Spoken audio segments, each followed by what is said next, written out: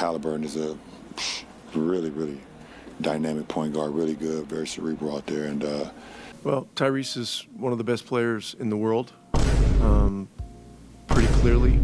Tyrese Haliburton is having an awful start to this season. Through 6 games, he's averaging 14 points, 7 assists, 4.5 rebounds a game on 33% from the field and a horrendous 24% from behind the arc, as well as a career low 77% from the charity stripe, including some notable games where he went 1 for 9 from downtown versus Detroit, 2 for 10 from behind the arc at Boston, and 0 for 7 versus New York. A 6-game sample is very small, but if you back it up and check at his last 30 games in his career, in those 30 games he averaged 17 points, 8 assists, and 4 rebounds, shooting 45% from the field and 33% from behind the arc. These numbers may sound decent, but you compare them before he was injured and before he received that max contract. During a 60-game span, Tyrese averaged 21 points, 11 assists, and on 47, 39, 85 splits for a winning Pacers team. A man whose potential seemed limitless is now being called a crab dribbler by former NBA player and high school phenom Austin Rivers.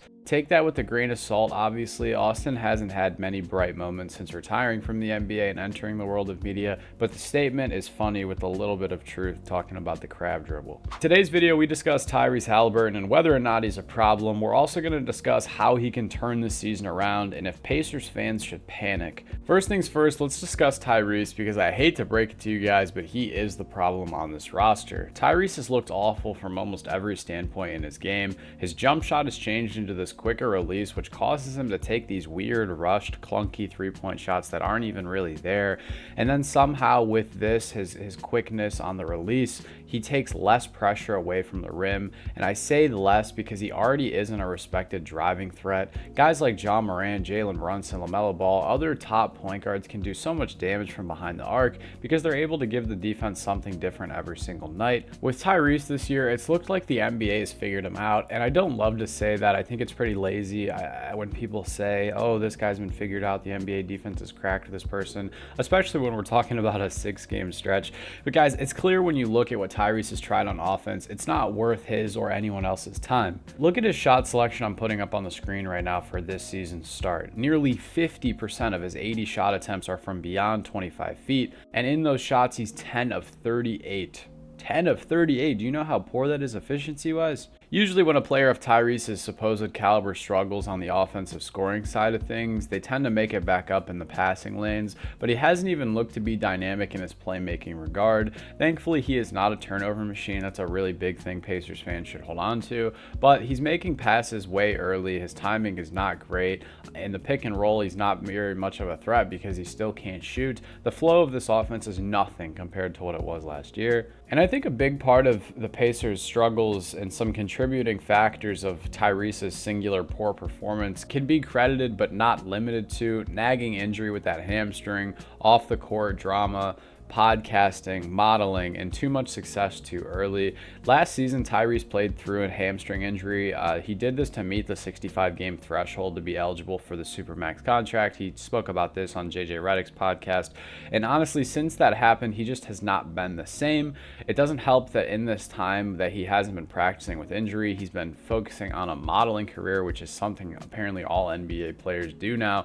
He's got a modeling gig when he should be working out and rehabbing his hamstring. You pair the modeling gig with the fact that he's taken over JJ's podcast with Trey Murphy. It's now the young man in the three things, not the old man. So he's podcasting, he's modeling, he won an Olympic gold medal this summer and he didn't even play, and then he made the Eastern Conference Finals and lost to the eventual champions. So this kid is an up-and-coming role player turned superstar model with his own podcast and max contract and gold medal. That much success overnight can cause you to become too comfortable and sort of lose sight of what's important, and that's winning and getting better. All of this leads me to ask, should the Pacers fans panic? And the answer is really no. I don't think so. You guys got to remember, this is a 6-game stretch. I'm blowing up out of proportion. 6 freaking games, guys. Outside of this, outside of Tyrese, even if, say Tyrese sucks forever, you have so many notable names on this roster. Pascal Siakam, Benedict Mathurin, who's in his 3rd season, and he's having a really great season. I hope he starts starting soon. It's just hard to start because you're not going to sit Miles and you're not going to sit Pascal.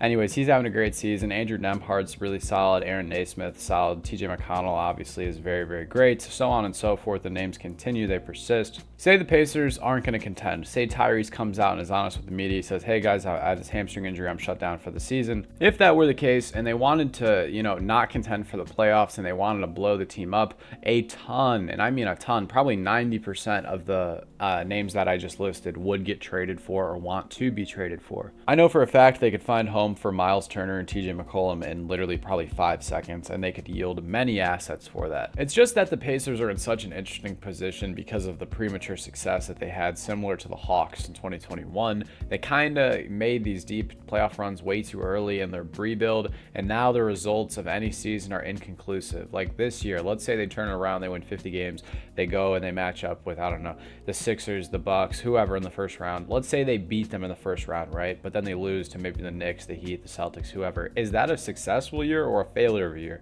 Because you did worse than last year, but with the way the season's looking, it's so inconclusive. So what do we call success? If I was Rick and I was Larry Bird and I'm the man in Indiana, you know what I'm saying? I would just allow Tyrese to play through his mistakes unless he's going to get honest about his injury and his leg. I would let him know he should stop focusing so much on the modeling and the podcasting and focus on what's in front of him. You can podcast and model your whole life, but you only got such a short window to be an NBA career, and the window to be an NBA winner is even shorter. I really feel like there's something wrong with Tyrese's hamstring, and shutting him down for the season could be just great for the development of the young guys and for the future of Tyrese. Like, do you want to sacrifice 1 year now or 10 years with a nagging injury? You know what I mean? There's just no sense in playing him if he's not performing in the way that you paid him to do so. But what do you guys think? Pacers fans, let me know in the comments below if I'm too harsh on Reese, or if you feel the same, if you feel like he is struggling a lot and that maybe they should shut him down.